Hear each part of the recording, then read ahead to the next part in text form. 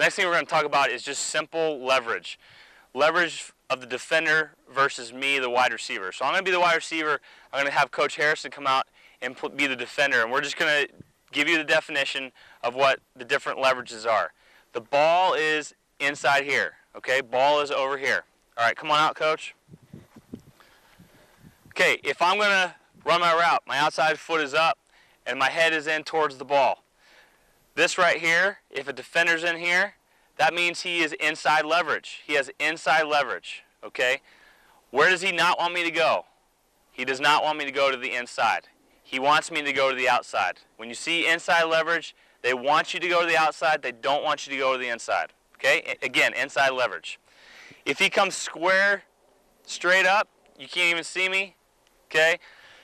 If this is the case right here, again, the ball's in here, this is squared up. This is what we call squared up.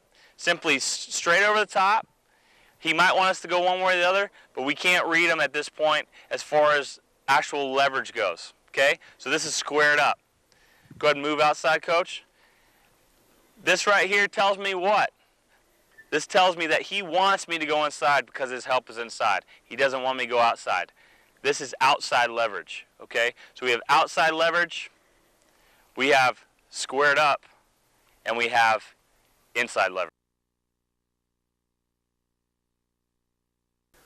Okay, the next thing we're going to talk about is stemming, which is where you push the defender who's covering you one way or the other so that it opens up the room that you want to go.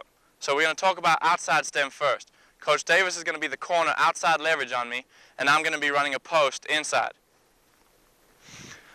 The reason we stem is because if I just come straight down the line and I run my post, he's not going to be threatened anywhere.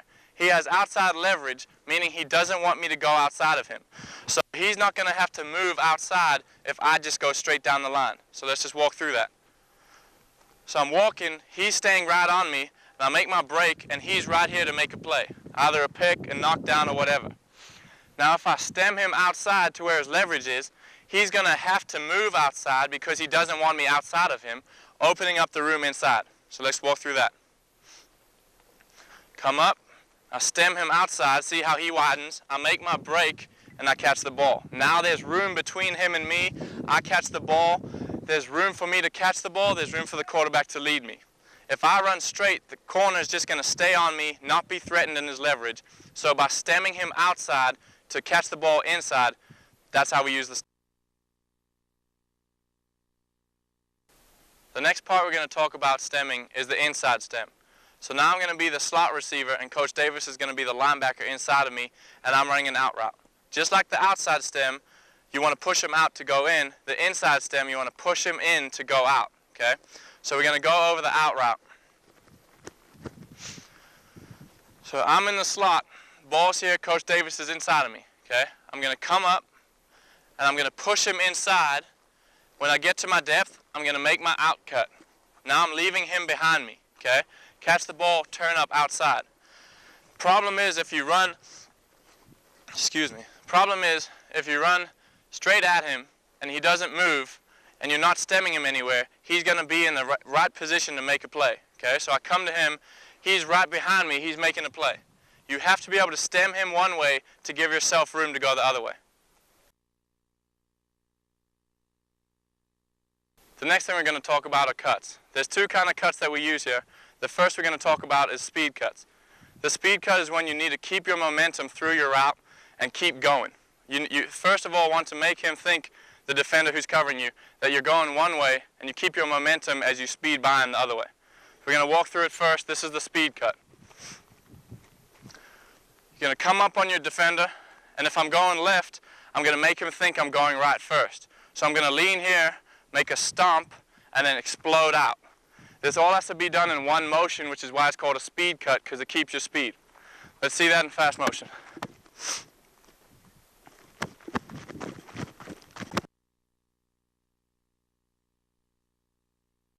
The second part of the cuts we're going to talk about is chop cuts. This is when you're going vertical and you need to stop real quick to either to make a sharp inside or outside cut or to cut back towards the line of scrimmage.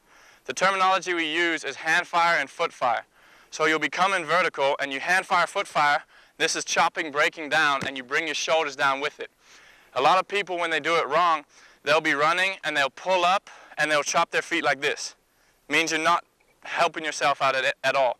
You have no balance, you have no acceleration out. So when you push, you're struggling to get out.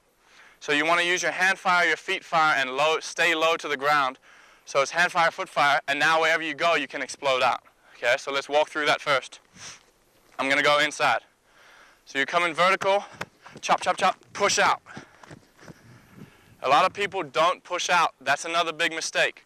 Once you get into your cut, you have to be able to leave the defender by exploding out. If you get into your cut and you just stand up, he's just going to close that ground right back down. Let's watch it in full speed.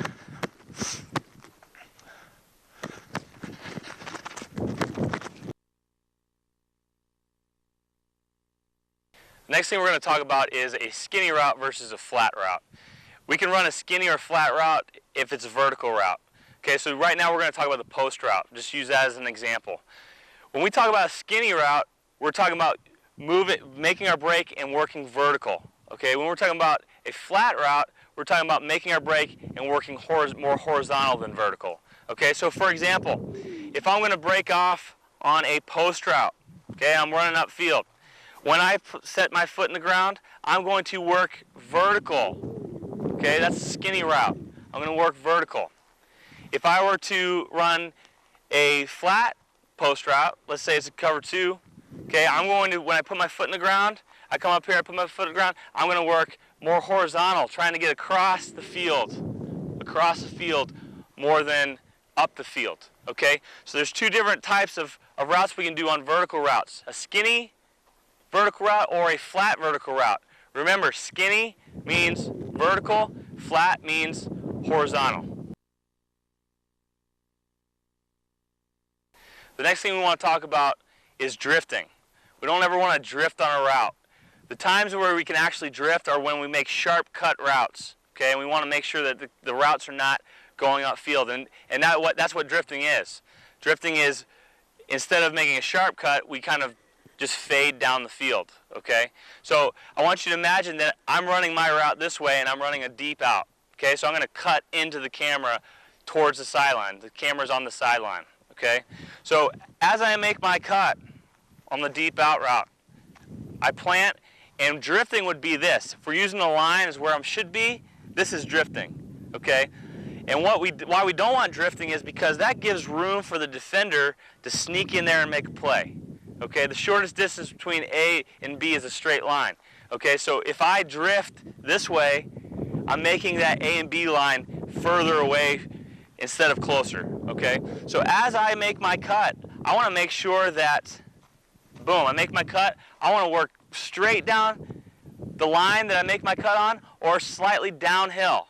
Okay, so I'm going to work downhill, which makes the point between A and B closer instead of farther, which is what you're doing when you drift.